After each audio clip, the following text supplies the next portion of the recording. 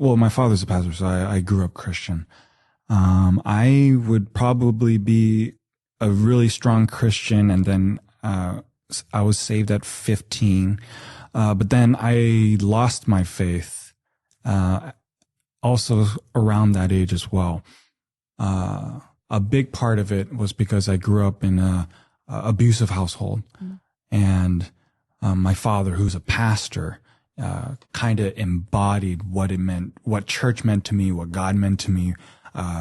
We call it Father God. And so to this day, the idea of a loving father is so foreign to me. Like what most people, most believers in our generation have down is the love of God, but they lack the fear and the reverence. For me, it's flipped. Me, I get the reverence any day. I get the fear any day. I get that. But the love of God, I always struggle with. And so I was also kicked out of my home a lot. And so I went through homelessness a lot. How old were you? The first time I got kicked out, probably less than 5. Like, I was like, yeah, I wasn't going to school at that point. So that was like the first time. How do you get kicked out of your home at 5? What did that look like? Well, it happened twice when I was at that age. So dropping me off at a park or dropping me off at a laundromat. By yourself? Yeah. For how long? The first time was like maybe half a night or one night. And then the second time was about a full day. I mean, I think anyone listening to that is probably thinking, well, that's not legal. You can't just leave your 5-year-old alone in a park or, at a laundromat. It's not safe. No, it wasn't safe. It was so bad. Yeah. Were your parents like having a mental health issue, or were they angry? What was going on that happened? I wouldn't call it a mental health issue. I just think this is like a difference between Eastern and Western ideology. Like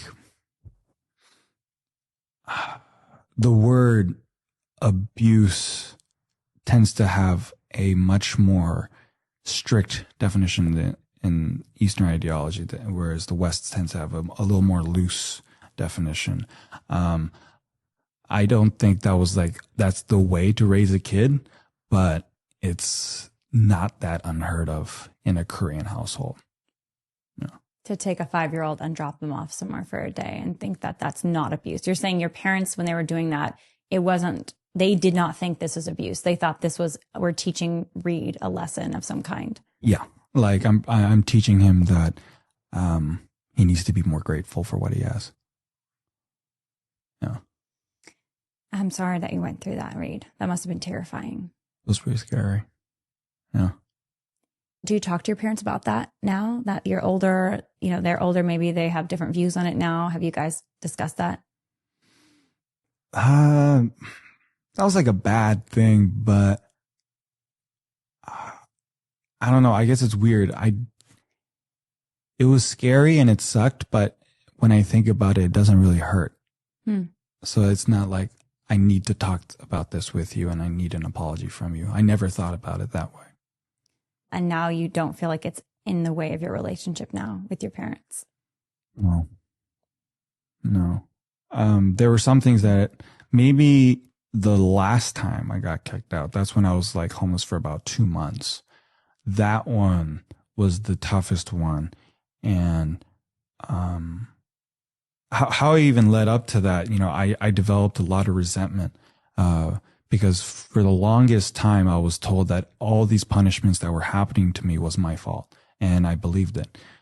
Until finally, right around I was a teenager, I started thinking for myself and I started comparing myself to my peers. And I was like, okay, maybe you're getting hit all the time, not because of something that you did, but they got something that they're not dealing with. And once I made that switch in my head, that really pissed me off.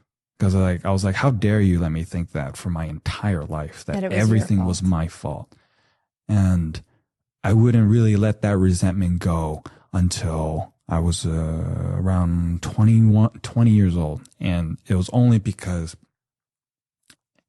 And I think a big part of the reason why I didn't crumble as a child with all that pressure is because I had my aunt and my grandparents. I didn't get that unconditional love from my parents, but I got them from my grandparents. One thing that I've always said was like when I was a kid was that like my grandparents are like my heart. My aunt is like my soul. And I wasn't getting what I needed from my direct family, but I got it from my grandparents. And my grandmother's sort of last wish was that like, I want you to make up with your dad. Like, I want you to forgive him. And I wasn't ready to forgive him. But because I love my grandma so much, I was like, okay, I'll do it. And I did it the next week. And I remember, we met up in front of, not a Dunkin' Donut, a Krispy Kreme. And I thought I was going to fight the guy. I thought I was going to I had all this tension. I was like, okay, it's going to go down. But I saw him and all I had was pity. Because the 3 years that I didn't see this guy, it looked like he aged like 15. And the image in my head that I had of like this tyrant, this strong dictator, patriarch, it was completely destroyed because all I saw was like a weaker old man in front of me. And the rage was just kind of gone. Not that like I forgave him right away. That took like about 6 months, but it did. I am very picky about the skincare products that I use. And I'm also picky about the companies that I want to buy from. That's why I love NimiSkincare.com. Nimi Skincare has the holy grail of sunscreen, in my opinion, which is their SPF day brightening protection. I use this product every morning and I absolutely love it. And I think you will too. Nimi Skincare only uses the most effective and clean ingredients for all their skincare products. What I also love about Nimi Skincare is that this is a pro-life, pro-family, pro-freedom company that aligns with our values. One bundle that I love at Nimi is the Clean Transformation Trio. This simple 3-step system features a gentle cleanser, a hydrating toner, and a nourishing moisturizer, which are all formulated with high-impact, science-backed, clean ingredients. You can go to NimiSkincare.com and use the code Lila for a full 15% off your order. And that's NIMI Skincare.com. Use the code Lila for 15% off your order. What about your mom? Did you have any kind of experience with her? I mean, she sounds like she was in on the abuse. I don't know if that's fair to say. Should she drop you off at the park too and leave you alone like that? Or was that more she just couldn't stop your dad from doing it? She's done it a couple of times, not nearly as much as my father. She reminds me more of the like the edible mother that loves their child too much. But I have to say, they are also good people. Okay, I was going to say, I was actually going to pause the podcast for a minute because we went down a line that I wasn't, I don't think neither of us were maybe like anticipating. So have you talked to your parents about that? Cause like leaving you alone as a kid, as a 5-year-old, that's a crazy thing. Obviously very dangerous for the 5-year-old and traumatic. That specific event hasn't been addressed, but me getting kicked out and like the abuse that I went through has been. Like they apologized for it and all that. But not like, I'm sorry for X, Y, and Z. It was more like, I'm sorry I did that. You know, a blanket statement, if you will. Yeah. Have you talked about this before? Like what you went through as a kid? No, but I'm sorry. I know I shouldn't be laughing. It's super traumatic. He's a comedian. But like the way she's looking at me, like I'm like this broken down. I didn't know it was this bad. Like I've said it before. Like I told my other Korean friends, and it's just like normal. Like, oh yeah, of course that's what you went through. But like your other Korean friends are like, this is normal behavior. Yeah, I mean, they know it was like, oh, that's bad, but it's also like they've heard similar stories. So, but then I tell her, and she's like, I'm crying. I mean, it's like, well, I'm just imagining you as a kid, and no child should, there are things that are overtly, and you use the word abuse, that are overtly abusive.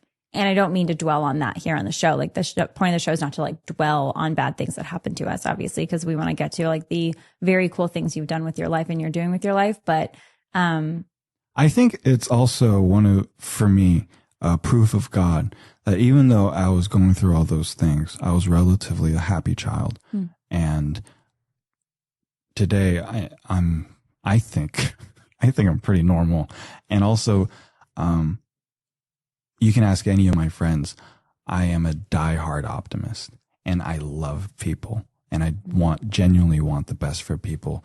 I am an introvert, so I do get like tired out if I'm around too many people for too long, but still I love people. And I will die an optimist. That's resilience. I think so. Less so because I'm resilient, but more so because I think I have someone up above watching out for me.